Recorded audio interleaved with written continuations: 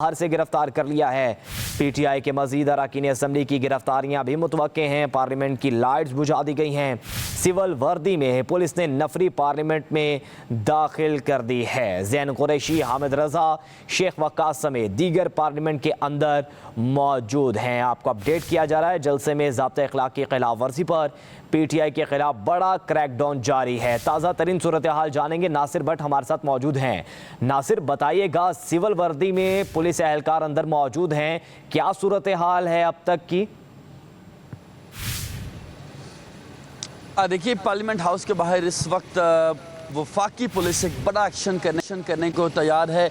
कुछ अरकान असम्बली जिनका ताल्लुक पाकिस्तान तहरीक इंसाफ के साथ है, जिसमें ज़ैन कुरैशी, इसके साथ साथ साहबजादा हामिद रजा, शेख वक्कास अकरम, मलिक आमिर डोगर और दीगर जिनका ताल्लुक खैबर पख्तूनख्वा और जनूबी वज़ीरिस्तान के साथ है, वो अंदर मौजूद हैं।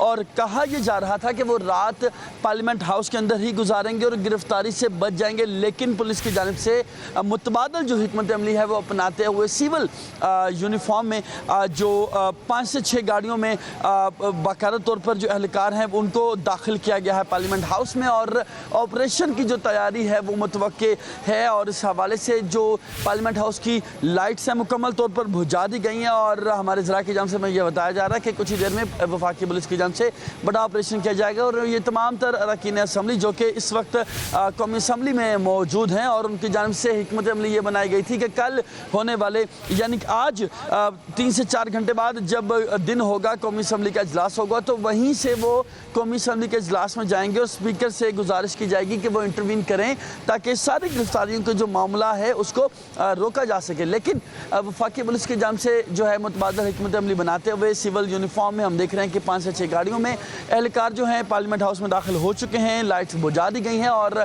कहा यह जा रहा है कि कुछ ही देर में इन तमाम तर अरकान की, जिनमें ज़ैन कुरैशी शामिल हैं, साहबजादा हामिद रजा शामिल हैं और शेख वक्कास अकरम शामिल हैं, मलिक आमिर डोगर और दीगर अरकान जो हैं उनकी गिरफ्तारियाँ जो है वो मुमकिन है। दूसरी जानिब हम देख रहे हैं कि इस वक्त जो खैबर पख्तूनख्वा हाउस के बाहर भी बाकायदा तौर पर हलचल है। कुछ ही देर पहले यहाँ पर वकला की टीम सलमान अकरम राजा, इसके साथ साथ इश्तियाक अहमद जो हैं वो भी यहाँ पहुँचे थे और दीगर वकला की टीम पहुँची थी। और उनकी जानिब से खदशे का इजहार किया गया था कि अंदर जो है वो खैबर पख्तूनख्वा के वज़ीर आला मौजूद हैं, उनकी गिरफ्तारी भी मुमकिन है, लेकिन उनको अंदर जाने की इजाज़त नहीं दी गई थी। जिसके बाद तमाम तर वकला की जो टीम है वापस रवाना हो चुकी है और पाकिस्तान तहरीक इंसाफ की जानिब से आला सतह जो कोर कमेटी का इजलास है वो तलब किया गया है। ऑनलाइन इजलास है जिसकी सदारत जो है उमर अयूब कर रहे हैं। शिबली फराज भी शरीक हैं, असद कैसर भी शरीक हैं, सलमान अकरम राजा भी शरीक हैं। और कहा यह जा रहा है कि गिरफ्तारियों के हवाले से जो सारा मामला है, जो सारा एपिसोड है, उसको उस पर गौर किया जा रहा है और कानूनी नुकात का भी जायज़ा लिया जा रहा है। और कल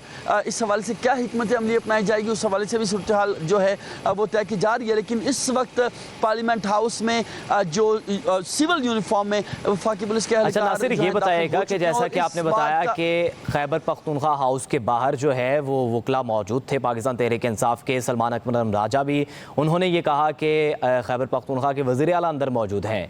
क्या इत्तलात हैं कि खैबर पख्तूनख्वा के वज़ीर आला अली अमीन गंडापुर हाउस में मौजूद हैं अंदर या कहीं और है?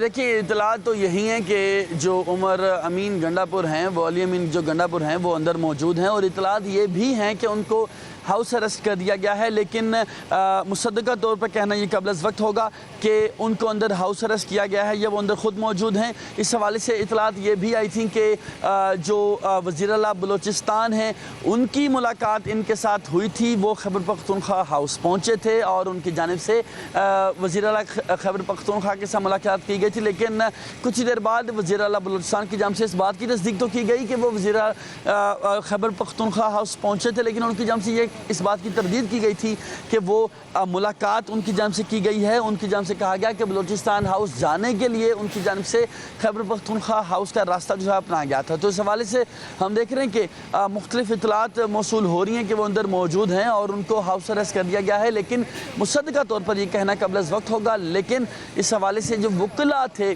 उनकी जानिब से इस खदशे का ज़रूर इजहार किया गया है कि तकरीबन 7 से 8 घंटे हो चुके हैं जो अली अमीन गंडापुर हैं उनके साथ किसी भी किस्म का जो राब्ता है वो नहीं हो सका है। और इस खदशे का भी नासिर, आप मौजूद हैं पार्लियामेंट हाउस के बाहर, तो यहाँ पर पाकिस्तान तहरीक इंसाफ के कोई कारकुनान भी मौजूद हैं या सिर्फ पुलिस की नफरी मौजूद है?